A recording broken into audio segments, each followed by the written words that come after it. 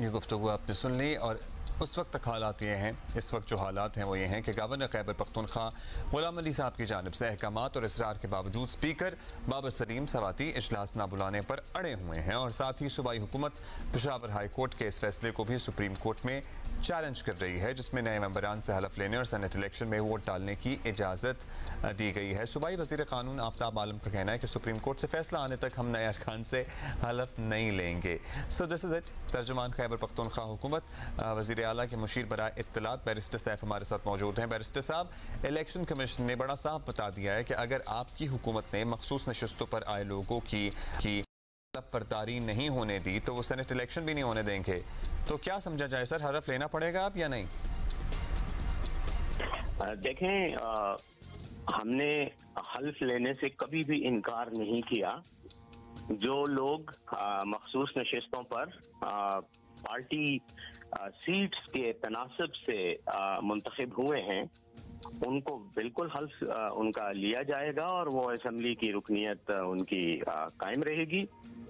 लेकिन जो तरीक़ाकार है उस पर यकीनन हमें एतराज़ है और हम उस एतराज़ को दूर करने के लिए अदालती कार्रवाई करेंगे, जो कि फैसला करेगी कि एग्जैक्ट किस तरीक़ाकार के तहत ये इंतखाब और ये हल जो है होगा। हमें इंतखाब के जो बुनियादी तरीक़ाकार और फार्मूला इलेक्शन कमीशन ने तय किया है और जिसके तहत इन लोगों को इलेक्ट किया है, हम समझते हैं कि वो गैर आईनी और गैर कानूनी है।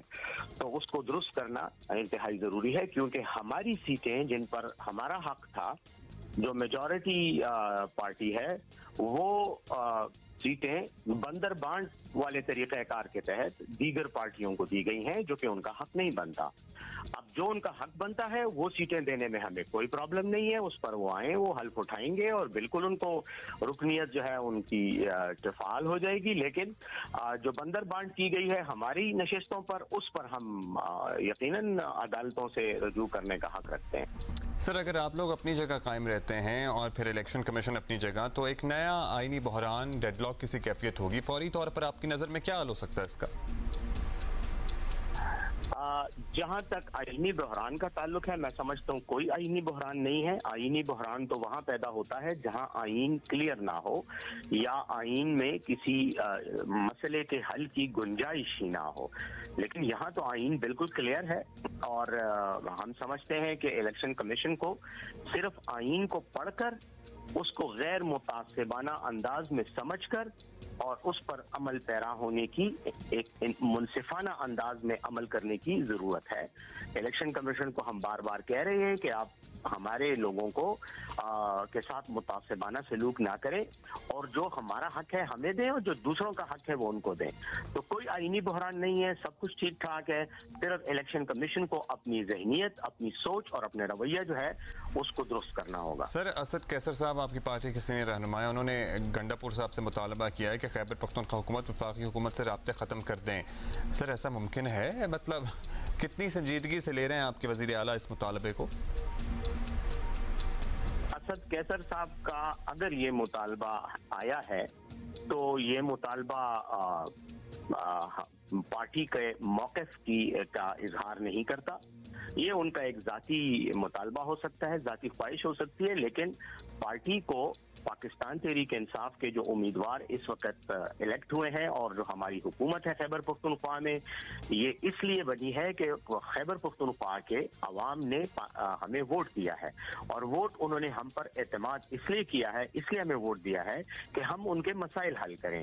हम चूँकि पाकिस्तान की फेडरेशन का एक हिस्सा है, रियासत पाकिस्तान का हिस्सा है, इसलिए ये हो ही नहीं सकता कि हम पाकिस्तानी रियासत के अंदर रहते हुए वफाक के साथ ताल्लुकात ही ना रखें। इसका मतलब तो यही होगा कि हम शायद कोई अलग रियासत बनाने चल पड़े हैं, जो कि ऐसा हरगिज नहीं है।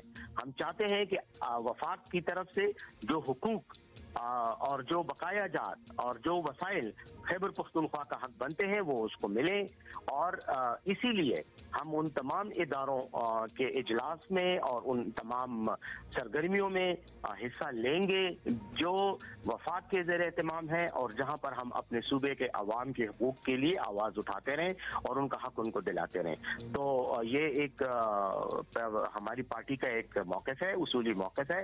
इमरान खान साहब की हिदायत के बिल्कुल बिल्कुल तहत हम ये सब कुछ कर रहे हैं।